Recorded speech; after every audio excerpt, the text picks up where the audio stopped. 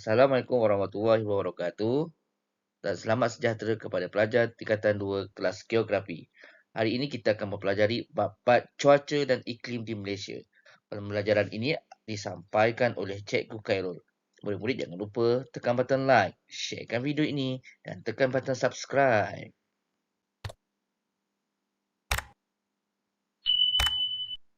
Jom belajar, jom. Jom.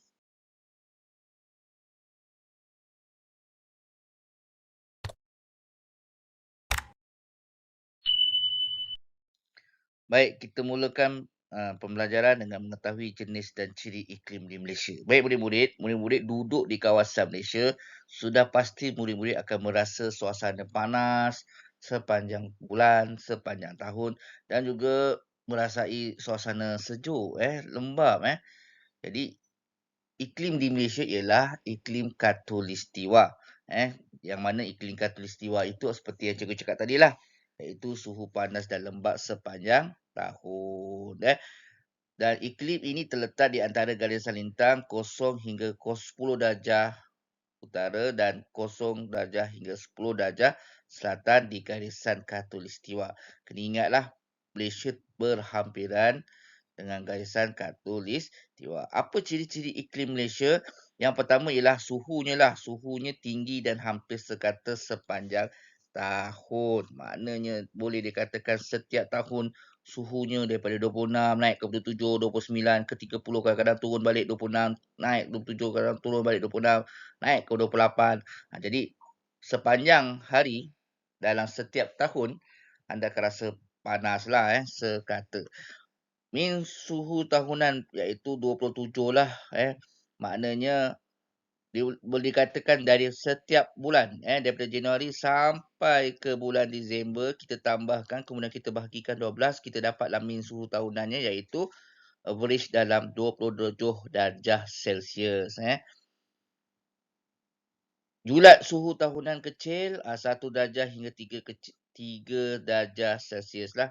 Maknanya julat suhu tahunan tu cara kira, kita nak kira, kita ambil suhu yang paling tinggi, kemudian kita tolakkan dengan suhu yang paling rendah. Jadi kita dapatlah dia punya julat dia sama ada 1 hingga 3 darjah Celsius.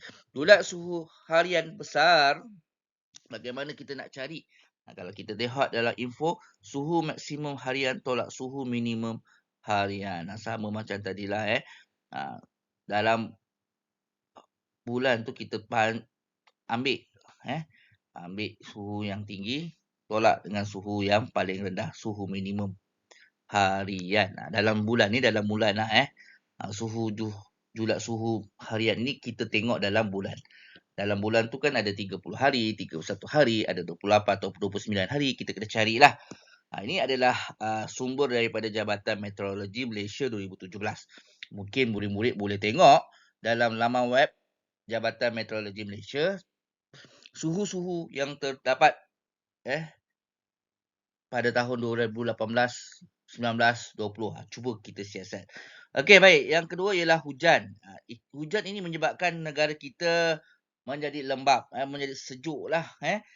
Dan jumlah hujan tahunan di Malaysia adalah anggarannya ialah 2,600 mm. Banyaklah. Terlalu banyak.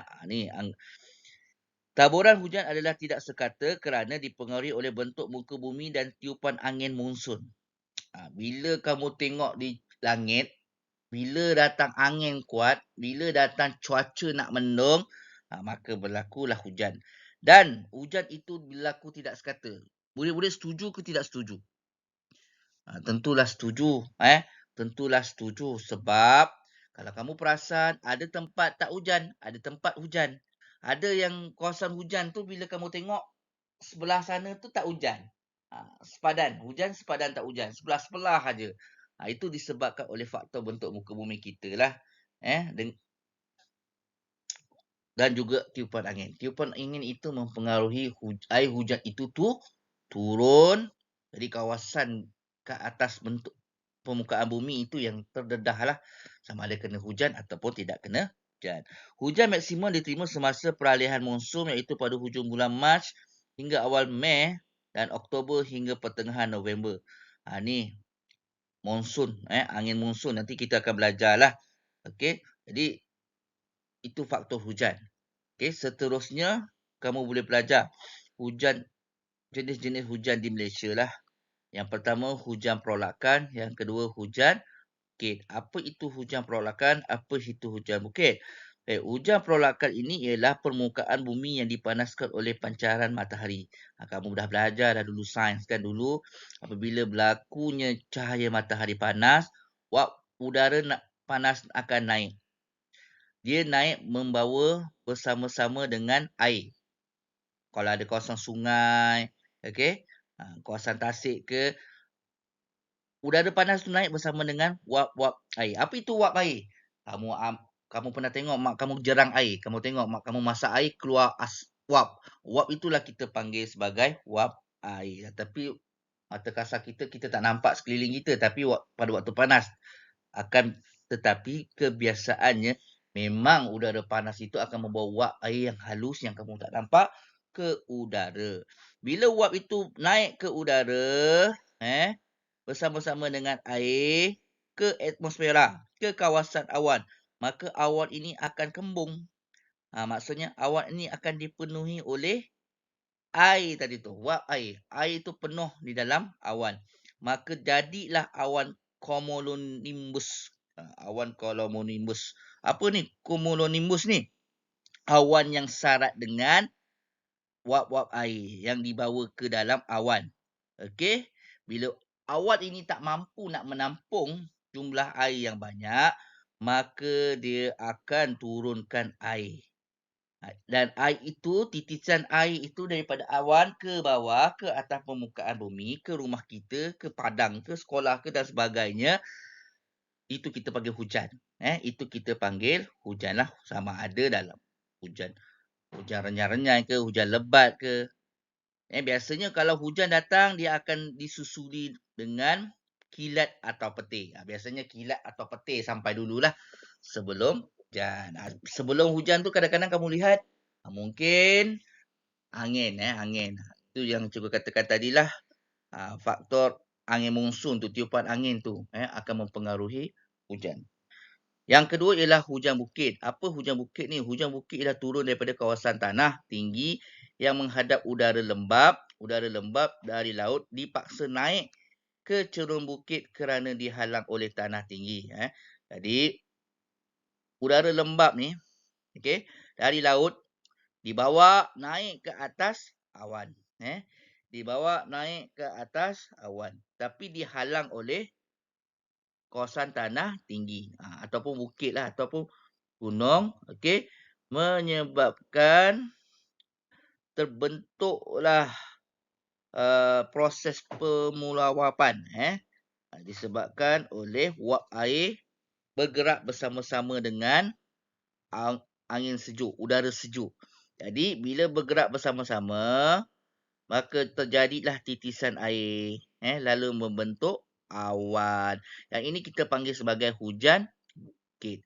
Kalau kamu tengok selepas hujan, selepas hujan kamu akan nampak kabus kan? Kamu akan nampak kabus. Itu biasanya hujan turun di kawasan bukit. Itu nama hujan bukit. Hujan lebat turun di bahagian cerun bukit yang menghadap udara lembap. Nampak tak? Kebiasaannya gitulah. Turun di kawasan tanah tinggi ni, kebiasaan ni kawasan cerun bukit lah.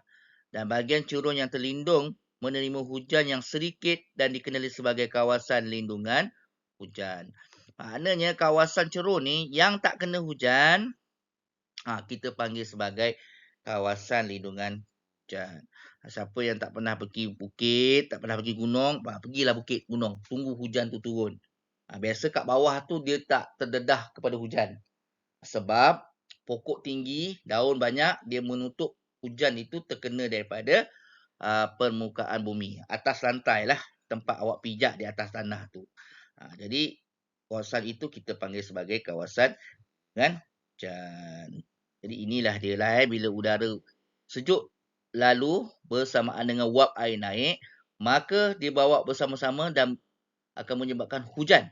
Bila wap udara naik bersama-sama dengan angin sejuk, maka terkumpullah air dan awan, membentuk awan apabila hujan turun. Bila hujan turun, awan kalau menimbus ni turunkan air, maka kawasan bukit selepas hujan terbentuklah kabus. Kabus itu kita panggil awan. Pembentuk awan. Itu sebenarnya kita nampak macam kabus. Itulah awan. Okey. Baik, kita pergi yang ketiga iaitu angin lah.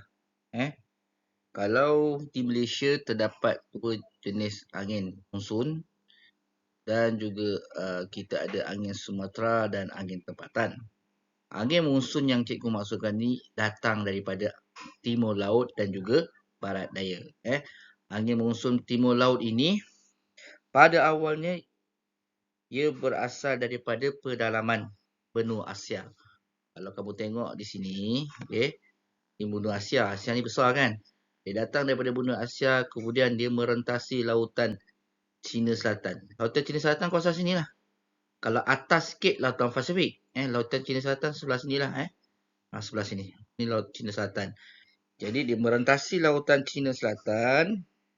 Kemudian angin ini meniup sehingga sampai ke kawasan Malaysia. Dan dia berlaku pada bulan November hingga bulan Mac.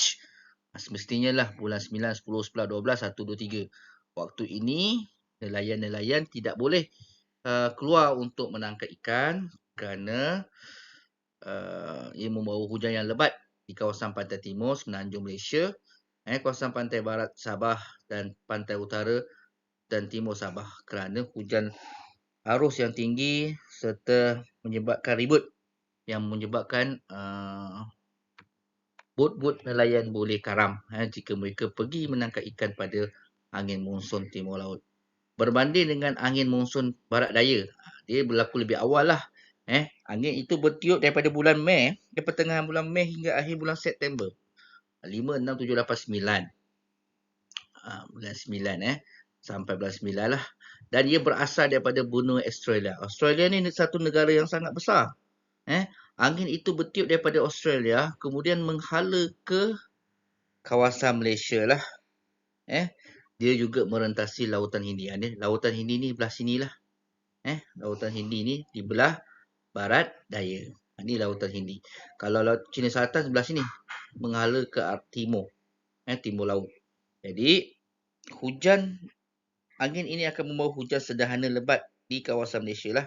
Kenapa? Kerana masa angin ini bertiup, kita dilindungi oleh negara Indonesia, terutama di kawasan Sumatera lah. Jadi, hujan itu turun dalam keadaan sederhana pada bulan Mei hingga akhir bulan September. Jadi, bawaan hujan itu disebabkan oleh angin monsun barat daya. Itu jenis angin yang pertama lah. Okey, yang kedua ialah angin Sumatera. Bila sebut Sumatera ini, dia berasal daripada negara jiran kita iaitu Indonesia yang merentasi Selat Melaka lah. Okey. Yang ini berlaku lebih awal lagi. Angin itu bertiup pada bulan April sehingga Mei dan ada juga bulan September hingga bulan Oktober lah. Dia berasal daripada Indonesia dan juga disebut sebagai sequel. Sequel. Angin ini kadang-kadang dia bertiup lebih kencang secara tiba-tiba pada waktu malam hingga subuh. Di mana? Di kawasan pantai barat Semenanjung. Inilah pantai barat ni sepanjang ni, Kelang daripada Selangor ni ke Johor Bahru. Bila sebut Sumatera ni, kawasan Sumatera ni. Atas sikit dah bukan Sumatera dah, ni kawasan lain dalam negara Indonesia.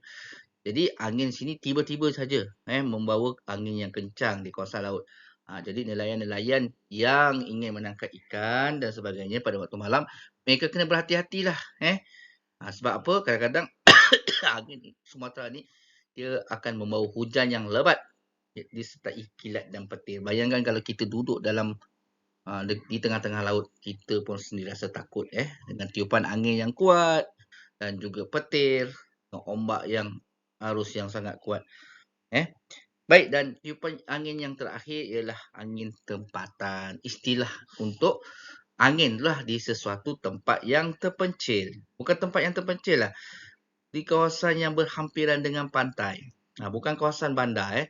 Kawasan di tepi pantai. Siapa yang pernah mandi pantai mungkin merasai perbezaan suasana udara dan air laut ketika waktu siang dan ketika waktu malam. Siapa yang pernah berjalan-jalan di tepi pantai, anda akan merasai suasana yang berbeza dari segi tiupan angin dan juga air laut itu sendiri. Baik, kita tengok angin tempatan ini berlaku pada angin tempatan ini terbagi kepada dua lah. Yang pertama kita panggil bayu laut lah.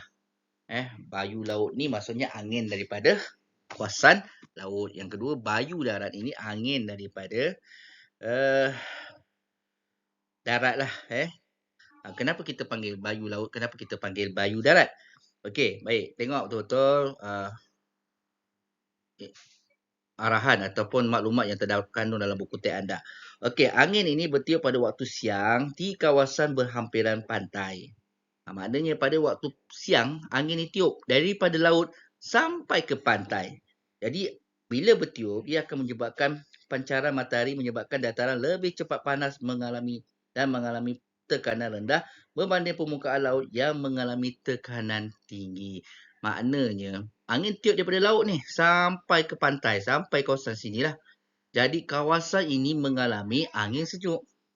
Udara bergerak dari laut yang bertekanan tinggi ke daratan yang bertekanan rendah. Maksudnya apa? Udara dari laut ni laju tekanan dia sampai ke kawasan daratan yang bertekanan rendah. Udara lah. Jadi bila kurang udara maka panas. Jadi bila tinggi udara ni, tekanan udara ni, maka kawasan itu akan menjadi sejuk. Sebab tu kalau orang bercuti, orang akan mandi laut. Tak kisahlah di mana, Dixon ke, di mana-mana dari pantai yang boleh mandi, awak akan rasa airnya sejuk, udaranya sejuk. Berbanding waktu malam, malam tak ada orang mandi kat pantai. Bayu darat ni, pada waktu malam kalau kamu jalan di pesisir pantai, di tepi-tepi pantai, kamu akan rasa berbeza suasana tekanan udara. Kerana kamu akan rasa tekanan tinggi. Kenapa? Angin itu bertiup pada waktu malam di kawasan yang berhampiran pantai. Terjadi akibat kawasan daratan yang lebih cepat sejuk mengalami tekanan tinggi berbanding dengan permukaan laut yang masih panas. Maknanya, di kawasan darat ni, malam dia jadi sejuk. Tapi bila kawasan di hampiran pantai ni, suhunya menjadi lebih tinggi lah. Okey. Dan bertekanan rendah. Maknanya angin tu kurang. Bila angin tu kurang, disebabkan oleh udara yang bergerak daripada darat ni bertekanan tinggi ke laut yang bertekanan rendah. Maksudnya, angin sejuk tu daripada darat sampailah ke laut. Ke laut ni dah tak sejuk dah. Udaranya tu dah tak sejuk. Tiupan anginnya tak sejuk. So, kita tak rasa sesejuk ketika berada di kawasan siang. Waktu siang. Jadi, itulah perbezaan antara bayu laut dan bayu darat. Kawasan bayu laut, terutama pantai, di tepi pantai, pada waktu siang, dia akan menyebabkan kawasan itu menjadi lebih sejuk disebabkan oleh tekanan rendah berbanding permukaan laut yang mengalami tekanan tinggi. Tekanan udara yang tinggi di kawasan laut menyebabkan kawasan itu menjadi lebih sejuk. Tapi malam kawasan daratan ataupun dataran ni, dia menjadi lebih tinggi, maknanya sejuk pada waktu malam. Tapi pada waktu malam, kawasan pantai ni, dia menjadi lebih sejuk. Jadi itulah perbezaan antara angin monsun, angin Sumatera dan angin tempatan. Baik, seterusnya kita pergi kepada pengaruh cuaca dan iklim terhadap kegiatan manusia di Malaysia. Apakah pengaruh cuaca dan iklim yang boleh mempengaruhi seseorang untuk masyarakat melakukan sesuatu kerja berdasarkan cuaca dan iklim di kawasan tersebut. Okey, baik, seperti yang kita tahulah, negara Malaysia ini merupakan salah satu negara pertanian disebabkan oleh iklim khatulistiwa, iklim khatulistiwa yang mana semua boleh tahu bahawa iklim khatulistiwa tu ialah suhu panas dan lembap sepanjang tahun. Jadi dia menggalakkan pelbagai jenis tanaman, tak kiralah tanaman bersederhana, suhu bersederhana ataupun sebagainya. Jadi pelbagai tanaman dapat kita tanam. Contohnya lah sawah padi. Kawasan sawah padi ni kebanyakannya kita tanam di kawasan dataran. Dataran ni maksudnya di kawasan tanah pamak. Murid-murid pun dah tahu bentuk muka bumi kita ada ni ada 4. Tanah tinggi, tanah pamah, okey, lembangan sungai, pantai, laut. Okey, jadi tanah pamah ini kebiasaannya lah mereka yang mempunyai kawasan tali air kebanyakannya mereka menanam aktiviti padi. Tak kurang hebat juga di kawasan tanah tinggi, tanah rendah dan sebagainya. Ramai masyarakat juga menanam pokok kelapa sawit. Okey. Adapun pokok lada hitam juga berjaya ditanam. Kebanyakan kawasan di tanah tinggi yang beriklim ataupun bersuhu sederhana antara 8 darjah hingga 21 darjah, kebanyakan petani-petani mereka menanam pokok yang sesuai ditanam. Contohlah siapa pernah pergi Cameron Highland, kamu akan jumpa strawberry, kamu akan jumpa ladang teh, kamu akan jumpa pokok pengerus. Kebanyakannya lah. Tanaman ini sesuai ditanam dengan suhu yang rendah. Suhu yang rendah. Siapa sangka di Malaysia ada pokok-pokok seperti yang cikgu sebutkan tadi. Menyerupai tanaman-tanaman di barat yang sememangnya berkeadaan suhu rendah yang membolehkan mereka menanam pokok teh dan strawberry serta bunga ros. Tapi di Malaysia tak kurang hebat juga. Kita ada ladang strawberry dan teh lah yang menjadi famous, menjadi terkenal dan kebanggaan untuk negara Malaysia. Baik, suhu panas juga mempengaruhi aktiviti pembalakan. Aktiviti pembalakan tidak boleh dilakukan pada waktu hujan kerana ia akan menyebabkan berlakunya kejadian tanah runtuh. Dan semua orang tahulah pembalakan ini dilakukan kerana banyak-banyak pokok yang tumbuh di kawasan hutan hujan tropika. Jadi murid-murid kena tahulah. Pelajar-pelajar cikgu kena tahu bahawa hutan kat Malaysia ialah hutan hujan tropika. Tak kira dah di semenanjung Malaysia ataupun di kawasan Sabah Sarawak, hutan hujan tropika ini banyak tertumbuhnya tumbuhan berkayu keras, terutama kawasan pokok-pokok balak lah, iaitu pokok cengal, meranti, nyatuh, keruing, di kawasan hutan tropika. Jadi aktiviti pembalakan tak sesuai dilakukan kerana boleh menyebabkan berlakunya kejadian tanah runtuh. Bila berlaku kejadian tanah runtuh, awak kat sini tak akan rasa selamat kat sini. Awak boleh terkorban. Harta benda boleh musnah seperti kereta. Nampak ni? Kereta cantik-cantik pun boleh rosak, boleh musnah dalam sekelip mata saja bila berlaku kejadian tanah. Baik, kita tengok. Pengaruh cuaca juga menyebabkan seseorang boleh melakukan aktiviti perikanan. Sebelum bulan November, Disember, Januari, Februari, orang pergi menjala ikan. Menangkap ikan, memancing dan sebagainya. Ini aktiviti perikanan lah. Tetapi apabila tiba musim tengkujuh, pernah dengar istilah musim tengkujuh? Iaitu berasal daripada tiupan angin monsun timur laut, yang mana ramai ramai nelayan tidak dapat ke pantai untuk menangkap ikan. Bila mereka tidak dapat pergi ke menangkap ikan, aktiviti menangkap ikan, memancing ikan tak dapat dilakukan, maka mereka tidak boleh ke laut. Jadi apa yang mereka buat? Mereka pergi repair jala. Tapi sebelum tu kita kena tahulah kenapa tak boleh menjala ikan, apa bahayanya jika angin daripada monsun timur laut tu datang. Suasananya akan jadi seperti inilah. Kamu tengok di sini. Bot ni boleh karam. Kalau kamu ikut menjala ikan, kamu ikut pukat ikan, kamu juga akan terkorban. Jadi mereka para nelayan ini, mereka tidak akan berani untuk munculkan diri di lautan yang bergelora dengan tiupan angin monsun yang sangat kuat. Oleh itu apa aktiviti utama mereka? Waktu mereka tidak ke laut, mereka membaiki mereka membaiki jala, mereka membaiki pukat. Apa beza jala dengan pukat? Jala ni untuk menangkap ikan, udang, okey, dengan skala yang kecil. Kalau pukat ni dia punya jala tu lagi besar, lagi lebar, lagi dalam, okey, untuk digunakan oleh bot-bot yang besar. Kalau jala ni digunakan untuk sampan bot yang kecil, bot fiber yang kecil. Kalau bot nelayan yang besar, mereka menggunakan uh, pukat lah. Jadi mereka bila tak turun ke laut, biasanya mereka akan baiki jala dan pukat serta buat ikan kering, ikan masin dan sebagainya lah. Manakala kawasan nelayan yang duduk di kawasan barat Semenanjung, mereka boleh menjala ikan, mereka boleh menangkap ikan bila-bila masa sahaja, kecuali berlaku serangan angin kuat daripada Sumatera. Sebab angin Sumatera ini berlaku pada bila-bila masa sajalah. Jadi, ini adalah contoh pengaruh cuaca dan iklim terhadap kegiatan manusia di Malaysia.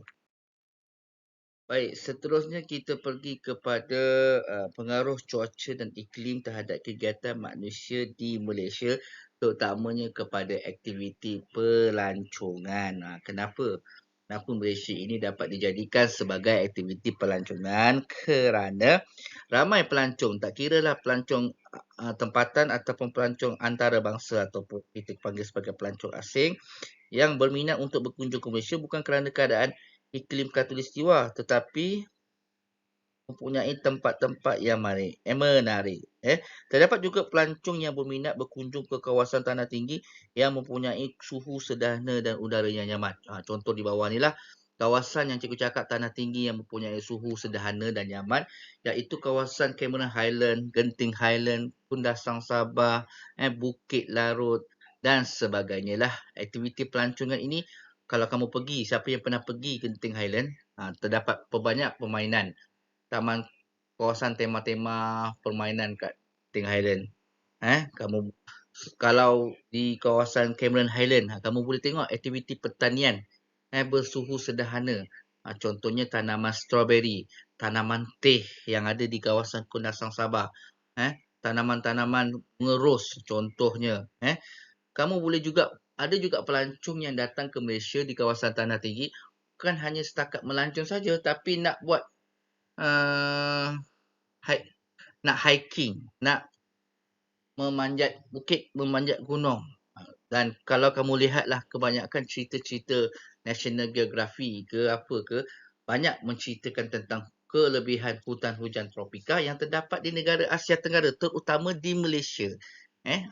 Ini bagi mereka yang suka kepada sukan hiking lah, sukan memanjat gunung, mendaki bukit. Seterusnya, kawasan pesisiran pantai juga merupakan salah satu kawasan peranginan yang mampu untuk menarik kedatangan pelancong asing kerana suhu air laut antara 20 darjah hingga 30 darjah terutamanya lah yang menggalakkan pertumbuhan batu karang. Sebab tu akan ada pasukan-pasukan maritim, pasukan-pasukan Jabatan Laut yang menjaga ni kawasan pulau-pulau negara ni. Pulau Teman Air ni, Taman Negara ni daripada pencerobohan daripada lanun-lanun dan sebagainya lah. Kerana nak jaga pertumbuhan batu karang untuk menternak ikan. Ikan tu dapat diternak, ikan dapat membiak dengan banyak supaya pelancong dapat membuat aktiviti di situ. Contohnya aktiviti yang boleh dilakukan ialah menyelam scuba di perairan Malaysia. Bila kita selam, pelancong lebih suka tengok ikan-ikan yang cantik macam contoh Finding Nemo, ikan-ikan yang berwarna-warni dan sebagainya dengan keunikan batu karang yang pelbagai dan terdapat spesies-spesies hidupan yang ada di dasar lautan yang memungkinkan lebih ramai lagi datang untuk aktiviti menyelam scuba. Jadi itu adalah salah satu aktiviti pelancongan yang dapat menarik pelancong untuk melakukan pelbagai aktiviti. Pelbagai aktiviti selain mendaki bukit, selain aktiviti membeli tanaman ataupun hasil tanaman ataupun menyelam scuba dan sebagainya lah. Jadi itu adalah contoh-contoh pengaruh cuaca dan juga iklim terhadap kegiatan manusia. Salah satunya tadi, cikgu cakap tadi, pelancongan. Seterusnya kita pergi kepada kesan kegiatan manusia terhadap cuaca dan iklim di Malaysia. Yang pertamalah, kita kena tahulah kesan rumah hijau. Apa itu kesan rumah hijau? Kamu baca dia lah. Kesan rumah hijau ini merupakan fenomena peningkatan suhu bumi akibat terlalu banyak haba yang terperangkap dalam atmosfera bumi di kawasan tertentu. Apa maksud ayat ni, murid-murid? Merujuk kepada suhu yang meningkat. Suhu bumi yang meningkat di sesuatu kawasan yang banyak haba. Maksudnya haba tu terkumpul. Bila terkumpul, suhu bumi tu meningkat. Bila meningkat, ia terperangkap dalam atmosfera bumi. Ni atmosfera ni.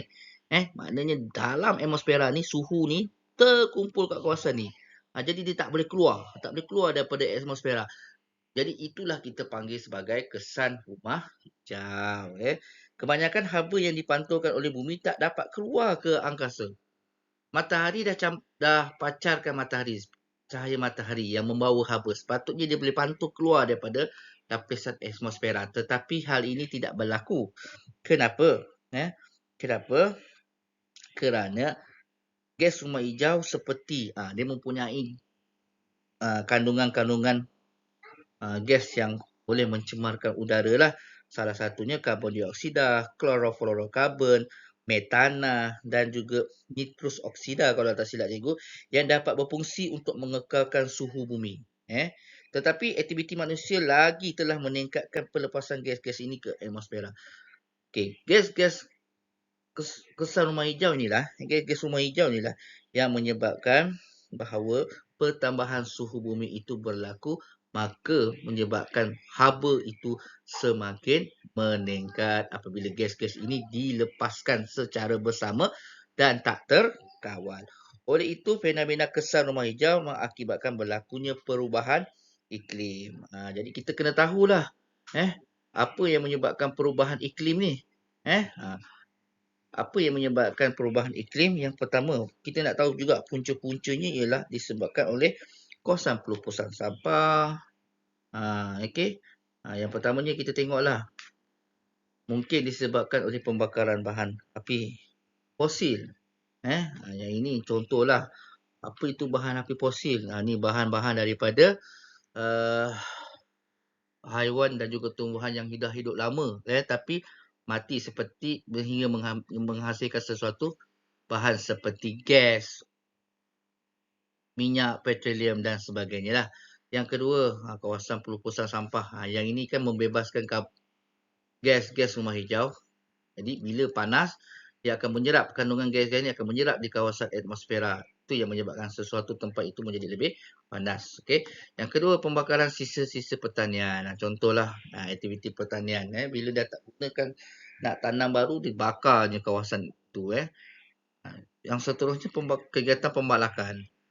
Pembalakan ni memang tak baik untuk kesihatan bumi, keseimbangan alam sekitar. Memang tak baik. Kerana bila pembalakan itu dilakukan dan berlaku juga hujan, musim hujan tanpa henti, maka kawasan pembalakan ini akan menyebabkan kejadian tanah runtuh.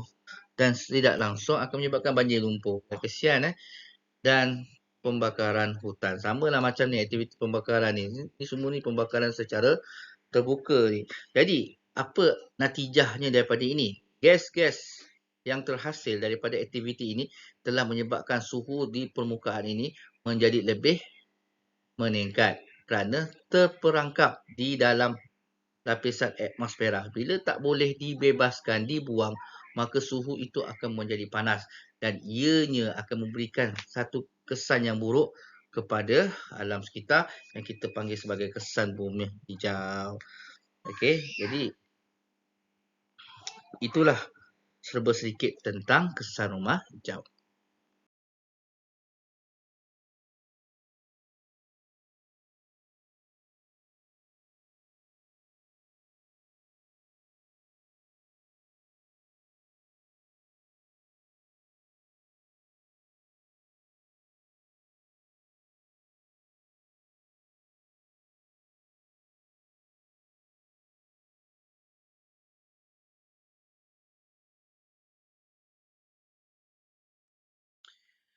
Baik, seterusnya kita pergi kepada kesan kegiatan manusia terhadap cuaca dan iklim di Malaysia adalah salah satunya ialah Pulau Habur.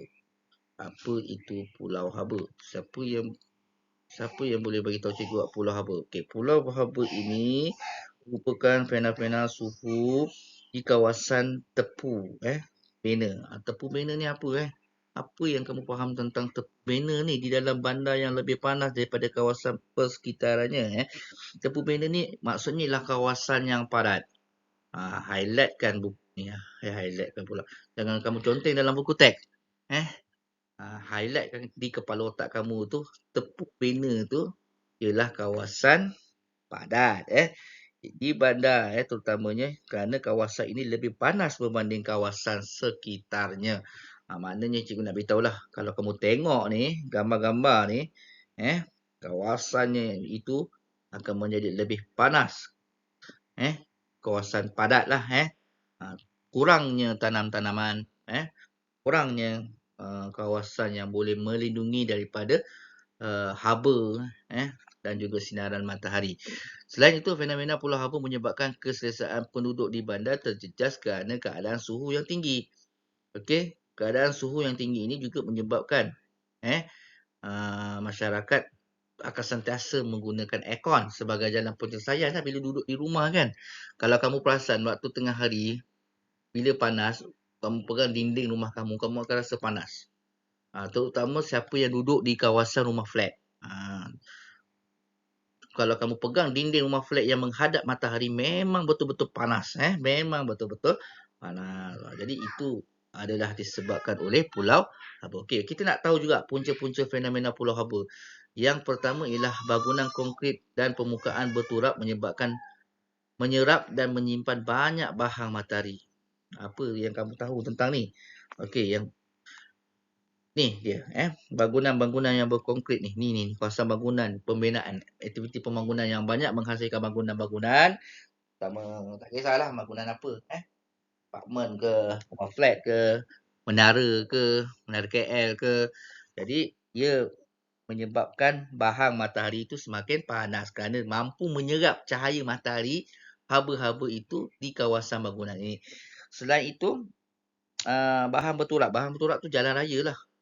Of course lah, jalan raya juga adalah mampu menyerap haba sehingga kita berasa panas. Kalau kamu tak percaya sebagai pelajar, siapa yang pernah pergi sekolah, balik sekolah tengah hari itu kamu jalan kaki. Bayangkan kamu jalan kaki, kamu rasa tapak kaki kamu panas. Semakin jauh kamu berjalan, kamu rasa kepanasan pada tapak kasut. Itu disebabkan oleh tekanan haba. Tekanan disebabkan oleh geseran dan juga kamu menyentuh permukaan jalan raya itu yang berturap. Sebabkan kamu rasa panas pada kaki kamu. Selain itu, keadaan jalan raya menyebabkan pelepasan asap haba yang tinggi oleh kenderaan. Okey, semakin banyak kenderaan di sesuatu tempat, semakin banyaklah asap itu dilepaskan. Semakin banyak asap itu dilepaskan, semakin panaslah kawasan itu. Kerana gas-gas seperti karbon kesan rumah hijau, gas-gas itu telah menyebabkan haba semakin meningkat. Seterusnya, bahan pencemar. Bahan pencemar seperti debu habuk oleh kenderaan bermotor dan juga kilang telah memerangkap haba. Kalau kamu tengok dekat sini lah, ni adalah disebabkan oleh pelepasan asap kilang. Mungkin juga pelepasan asap kenderaan yang membantu membantu Pulau Habur itu, ataupun kita kena tahu kawasan suhu itu meningkat di kawasan bandar-bandar. Suhu di kawasan bandar-bandar itu menjadi lebih tinggi. Samalah situasinya dengan kesan rumah hijau. Bila gas-gas ni dilepaskan, haba terperangkap, tak boleh dibebaskan ke luar atmosfera, menyebabkan haba semakin meningkat. Tapi Pulau Habur, suhu itu meningkat di kawasan pulau-pulau pula. Kawasan yang padat dipenuhi bangunan-bangunan dan sebagainya lah. Dan yang terakhir ialah kekurangan tumbuh-tumbuhan. Macam cikgu cakap tadi lah, menyebabkan proses perpeluhan kurang berlaku bagi menyederhanakan suhu. Apa maksudnya? Maksudnya ialah bila sesuatu tempat itu kurang kawasan perhutanan, kurang kawasan tanaman yang boleh mengelakkan kepanasan suhu, maka lebih mudahlah haba-haba itu berkumpul dan menyerap di sesuatu kawasan yang padat. Kalau kamu tengok suasana di kawasan bandar ini, kalau kamu berada di tengah-tengah ni bukan merasa panas walaupun ada satu pokok, dua pokok yang tinggi yang mampu mengelak sinaran cahaya matahari, tapi kamu berada di bawah, kamu rasa haba itu diserap disebabkan oleh kekurangan tanaman ataupun pokok-pokok yang besar yang mampu menghalang sinaran matahari ataupun haba yang boleh menyerap kawasan tersebut. Okey, itu adalah contoh contoh pulau haba. Kalau kamu tengok di sinilah udara udara di kawasan Pulau Haba ini, di kawasan pembangunan ini akan tercemar. Okey, di kawasan luar bandar, tengok 23.8 darjah Celsius saja suhunya. Berbanding di kawasan pinggir bandar, suhunya meningkat di kawasan dengan peningkatan sebanyak 24.4 darjah Celsius. Tapi di pusat bandaraya Kuala Lumpur contohnya yang dipenuhi dengan pelbagai bangunan-bangunan yang besar dan tinggi, suhunya meningkat sebanyak 28.8 darjah Celsius. Jadi inilah punca utama kenapa berlakunya pulau haba di kawasan-kawasan yang padat dengan pembangunan. Kalau kamu tengok kawasan kampung di sini, kamu akan rasa sejuk je sebab ada tiupan angin, aliran angin. Tetapi bila berada di kawasan padat yang padat, maka udara yang dipenuhi dengan gas-gas yang dibebaskan daripada aktiviti manusia, dari itu menjadi tercemar dan juga menyebabkan haba di tempat itu menjadi lebih tinggi. Baik, seterusnya kita pergi kepada hujan asid lah. Hujan asid ini merupakan hujan yang mengandungi kandungan asid lemah dengan nilai pH kurang daripada 5.6.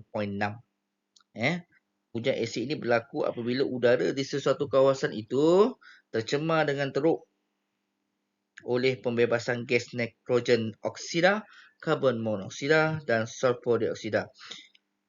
Maknanya apabila hujan turun, hujan turun disertai dengan gas-gas yang dilepaskan oleh asap kilang kebiasaannya. Gas-gas yang dilepaskan oleh asap kenderaan kebiasaannya. Maka menyebabkan pertemuan hujan dengan gas itu berlaku dan menyebabkan berlakunya hujan asid. Jadi kamu boleh tengoklah asid sulfurik dan asid nitrik terjadi daripada wap air. Dan wap air yang mengandungi asid ini akan membentuk awan apabila terpeluap dan hujan akan turun. Maknanya sebelum berlaku hujan lagi, dah ada awan yang mengandungi asid sulfurik dan juga asid nitrik dalam awan. Bila hujan turun, itu kita panggil sebagai hujan asid. Nampak tak? Jadi, dah tentu-tentulah bila hujan tu turun, dia mengandungi kandungan gas-gas yang boleh mencemarkan alam sekitar. Kita tengok kesan hujan asid. Yang pertama, memusnahkan tanaman, confirm banyak tumbuh-tumbuhan mati ataupun layu. Yang kedua, cat-cat bangunan di rumah kamu, di kawasan flat akan luntur. Yang ketiga, menjejaskan kualiti air. Air akan menjadi kotor lah. Banyak kepupusan hidupan akuatik. Contohnya ikan-ikan boleh mati. Anak-anak udang, ketam, boleh terpupus akibat kekotoran daripada hujan asid tu. Dan yang terakhir sekali ialah ia mengancam kesihatan manusia. Manusia boleh demam dan sebagainya. Manusia boleh mendapat penyakit yang berbahaya sekiranya bermain air hujan yang mengandungi hujan asid. Baik, seterusnya kita pergi kepada kesan kegiatan manusia terhadap cuaca dan iklim di Malaysia yang terakhirlah, iaitu jerebu. Pernah tengok jerebu? Jerebu ni merupakan keadaan ruang udara yang berkabut ataupun dengan zarah-zarah halus yang tak nampak lah. Maksudnya udara yang kotor lah. Bila udara tu kotor dan tak nampak oleh mata kasar kita yang terampai di atmosfera dalam kepekatan yang tinggi. Maksudnya apa? udara ataupun kawasan sekeliling kita itu dipenuhi oleh zarah-zarah halus. Asap lah, asap, dan kandungan asap itu menyebabkan kita tak nampak apa yang ada di hadapan kita ketika kita sedang melalui jalan raya ataupun keluar daripada rumah ketika musim jerebu. Okey, terdapat beberapa punca lah yang utama menyebabkan berlakunya jerebu, antaranya ialah gunung berapi. Gunung berapi ini bila dia meletus, maka dia akan mengeluarkan debu yang banyak. Ni contohlah gunung berapi ni, gambar je gempak sebenarnya yang nak cikgu tunjukkan ni yang keluar daripada gunung berapi ni daripada mulut gunung berapi ni, puncak gunung berapi ni dikeluarkan debu-debu asap. Bila debu-debu asap itu berkumpul di ruang udara, maka udara itu akan tercemar dan menyebabkan berlakulah pencemaran udara dan sekaligus menjadikannya sebagai jerebu. Yang kedua ialah pembakaran hutan. Memang tidak dinafikan bahawa pembakaran hutan merupakan salah satu sebab dan penyumbang terbesar kepada kejadian jerebu. Malaysia pernah berapa kali mengalami musim jerebu akibat daripada pembakaran hutan. Yang lepas adalah pembakaran hutan di Indonesia. Yang lepaslah kawasan jiran, negara jiran, mereka suka membakar hutan selepas aktiviti pertanian itu telah dituai. Kemudian kawasan hutan itu mereka bakar untuk menanam tanaman yang baru. Jadi aktiviti pembakaran hutan dah tentu-tentu akan mengeluarkan asap yang banyak sehingga menyebabkan jerebu. Seterusnya ialah pembakaran bahan api fosil. Ini daripada kilang lah. Asap-asap kilang dan juga asap kenderaan. Jadi asap-asap ini juga menyumbang ke arah terjadinya jerebu. Dan yang terakhir adalah pembakaran terbuka daripada masyarakat lah. Kita sendiri kadang-kadang mak ayah kita sendiri bakar sampah. Yalah sampah-sampah kering, daun-daun kering. Gugur, daun gugur kemudian jadi kering. Sapu, kumpulkan dan bakar sampah. Bukan kerana apa? Sebab tak mahu tengok kawasan itu dipenuhi sampah jadi dibakarnya. Jadi apabila kita bakar secara terbuka, asap ni tadi sama lah macam pembakaran hutan. Akan berkumpul ke udara dan udara akan tercemar terus menjadi jerebu. Okey, kita kena tahu jugalah apa kesan-kesan jerebu ni. Okey, kesan-kesannya yang pertama ialah mengurangkan jarak penglihatan. Kita tak nampak. Mak ayah kamu nak pergi kerja kalau jerebu tak nampak depan tu ada apa. Yang kedua ialah mengganggu pertumbuhan tanaman. Pokok pun boleh musnah, boleh mati, boleh layu. Kerana udara tercemar. Sebab apa? Pokok menghirup karbon dioksida dan membebaskan gas oksigen. Tetapi apa yang berlaku sekarang, kandungan-kandungan gas yang terkotor menyebabkan mereka tidak dapat menjalani proses fotosintesis untuk tanaman ini membesar. Jadi berkemungkinan tumbuh-tumbuhan boleh pupus, boleh mati dan juga layu. Yang ketiga ialah masalah kesihatan lah. Kepada kita mungkin boleh menyebabkan sakit mata lah. Memang mata akan menjadi pedih. Kalau kita bau pun bau asap, paru-paru kita akan tersakit dan kita boleh sakit tekak, batuk, sesak nafas dan sebagainya lah. Ini akan mengakibatkan kita punya sistem pernafasan itu terganggu lah. Dan yang terakhir ialah menjejaskan aktiviti pengangkutan. Pengangkutan tak dapat dilaksanakan lah apabila asap terlalu tebal, udara dipenuhi dengan asap dan kita tak nampak pemandangan, so pengangkutan tak dapat dilaksanakan dengan baik. Seterusnya kita pergi kepada perubahan cuaca dan iklim di Malaysia yang berlaku. Yang pertama ialah fenomena El Nino. Fenomena El Nino. Apa itu fenomena El Nino? Kebiasaannya fenomena El Nino ini merujuk kepada kemarau yang berpanjangan. Itulah dia fenomena El Nino. Kamu boleh baca dalam buku teks dan cikgu akan rungkaikanlah. Fenomena El Nino ini terjadi apabila lautan Pasifik mengalami pemanasan suhu yang luar biasa lah. Kawasan lautan Pasifik. Mana lautan Pasifik? Kat sini kan? Kita di Semenanjung ni, kita kat Laut Cina Selatan kan, lautan Pasifik menyebabkan perubahan tekanan udara dan pola tiupan angin. tekanan udara tu menjadi berubahlah dan juga pola tiupan angin tu terpengaruhlah. Semasa El Nino suhu akan meningkat 0.5 darjah hingga 2 darjah Celsius berbanding dengan keadaan biasa.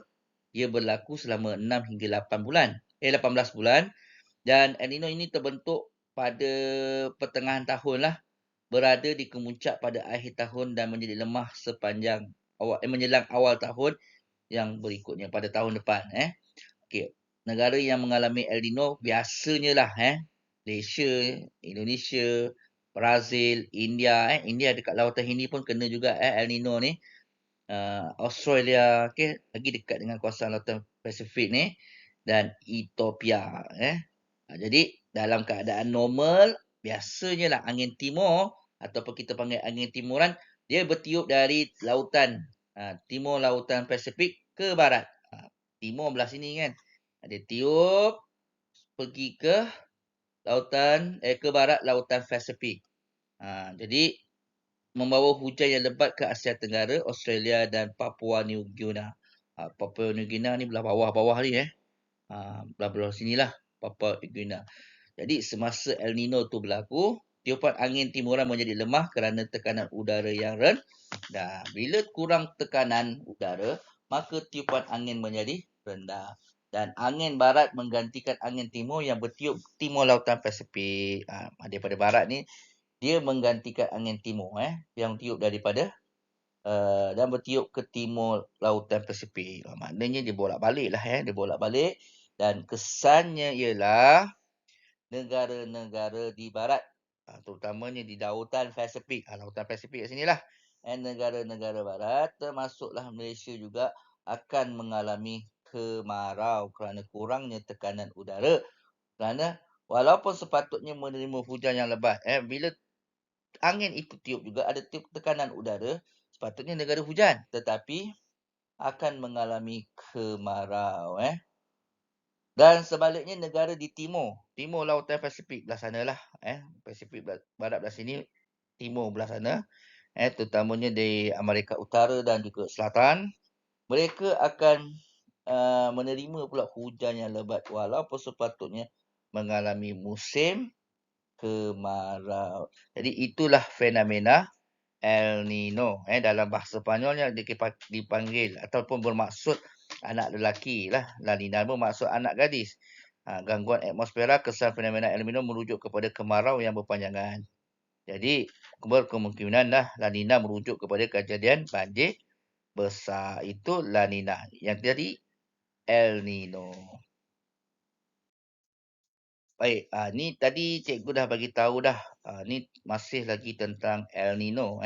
El Nino, angin timuran menjadi lemah disebabkan oleh tekanan udara yang rendah, maka ia akan digantikan oleh angin barat yang bertiup ke lautan Pasifik. Maknanya kawasan sinilah, di lautan Pasifik inilah angin timur tu berendah dan dia akan digantikan dengan angin barat. Barat ni tolak angin ke sana. Sepatutnya kawasan timur ni, dia utama di Amerika Utara, Selatan, dia akan hujan. Tapi tak hujanlah, sebaliknya berlaku kemarau. Itu cerita tentang fenomena El Nino.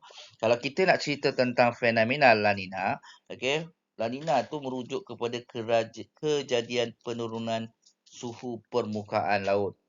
Suhu laut di kawasan ni dia menjadi turun.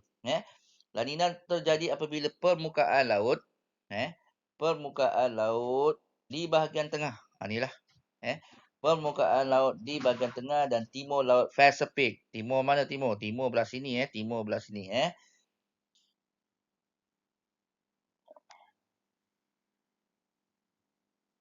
Timur laut Pasifik mengalami suhu yang lebih rendah berbanding kebiasaan, berbanding dengan kawasan sekitarnya. Maknanya apa?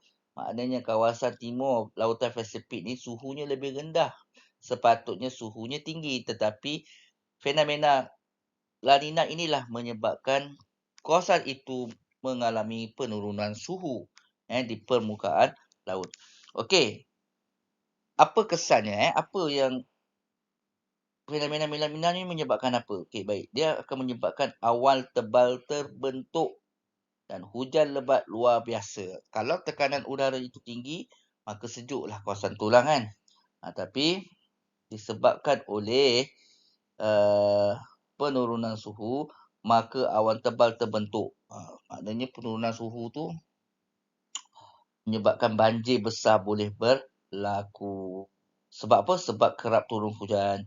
Jadi antara negara yang pernah mengalami El Nino ni termasuklah negara kita, Malaysia, Indonesia, Filipina, Malaysia kat sini lah. Indonesia kat bawah belakang ni. Filipina kat atas ni, petanya kecil lah. Jadi negara lain seperti Brazil lah. Brazil pun kena juga, dan juga India. India belah sini lah. Lautan Hindi belah sini. Pun negara mereka pun mengalami juga fenomena La Nina. Jadi La Nina ni menyebabkan kawasan di negeri-negeri pantai timur di semenanjung Malaysia. Pantai timur ni akan mengalami fenomena La Nina, Sabah dan Sarawak, dan menerima jumlah hujan yang paling banyak dan berlaku banjir besar lah. Terutamanya ketika monsun timur lah. Jadi fenomena La Nina ini membantu terjadi, menyebabkan banjir besar berlaku. Lagi-lagi ketika musim angin monsun timur laut berlaku.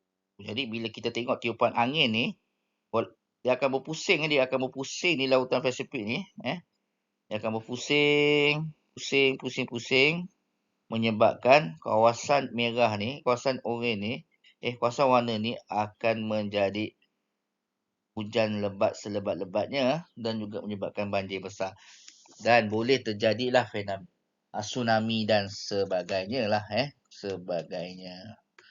Itu cerita tentang fenomena La Nina, iaitu kejadian penurunan suhu permukaan laut. Baik. Ini adalah aktiviti terakhir kita, iaitu kita akan cuba jawab latihan geografi 1. Soalan pertama, apakah ciri-ciri iklim di Malaysia? Kita kena tahulah iklim di Malaysia tadi apa dia? Iklim khatulistiwa. Jadi apakah ciri-ciri iklim di negara kita? Yang pertama, suhu tahunan yang tinggi hampir. Ni bukan hampir. Ni I ni sepatutnya. Hampir sekata lah. Maknanya boleh dikatakan setiap tahun sama saja suhunya, iklimnya. Jadi boleh dianggap betul lah. Yang kedua, menerima pengaruh angin monsun tenggara. Salah lah. Iklim khatulistiwa bukan disebabkan pengaruh angin monsun tenggara. Dan ketiga, angin tempatan membawa hujan lebat ke pantai timur. Ini pun tak ada kaitan juga. Dan yang keempat, menerima hujan sepanjang tahun, iaitu 2,600 mm. Ini sepanjang tahun lah. Jadi jawapan yang betul ialah C. Okay. Soalan nombor 2. Apakah jenis kegiatan manusia di Malaysia? Bila kita sebut tentang jenis kegiatan manusia, apa aktiviti manusia? Kegiatan manusia ni maksudnya aktiviti yang dipengaruhi oleh cuaca dan iklim. Kita dah tahu dah cuaca dan iklim kita apa kan? Jadi, apakah jawapan dia? Yang pertama, pertanian. Pertanian boleh dilakukan di negara kita walaupun suhu panas dan juga lembap. Yang kedua, aktiviti perikanan dia. Bentuk muka bumi kita ini dipengaruhi oleh saliran dan juga laut, tepi pinggir pantai. Yang ketiga, perdagangan. Salah lah. Perindustrian pun salah. Jadi jawapan yang betul ialah A lah. Tahniah.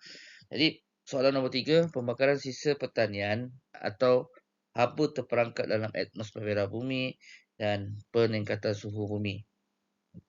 Pembakaran sisa pertanian menyebabkan haba terperangkap dalam atmosfera bumi, peningkatan suhu bumi. Kenyataan atas merujuk kepada jerebu salah lah. Jerebu ni salah. Hujan asid. Hujan asid ni pun salah juga, tak ada kaitan. Pulau haba. Pulau haba ini berlaku di kawasan Bandar Pesat sajalah. Dia pun tak ada kaitan juga, salah. Kesan bumi hijau. Ya, mungkin. Kesan rumah hijau lah yang paling tepat sekali. Baik, soalan yang keempat. Apakah kesan jerebu terhadap manusia? Apa kesan jerebu? Jerebu ni udara yang kotor lah. Udara yang tercemar. Bau asap. Di udara tu. Kawasan sekeliling tu bau asap. Jadi A, mendatangkan masalah pernafasan. Jadi kalau kita berwasap, kita punya jantung kita, paru-paru kita boleh rosak. Sistem pernafasan pun memberikan masalah. Yang kedua, B, menjejaskan aktiviti perniagaan. Perniagaan still berlaku walaupun berlaku jerebu. Salahlah, tak ada kaitan. Melunturkan cat bangunan. Cat bangunan ni kalau apa dia? Kalau berlakunya hujan. Hujan asid. Salahlah. Menjejaskan kualiti air. Air tercemar disebabkan beberapa faktor. Salah satunya hujan asid. Jadi salahlah ni.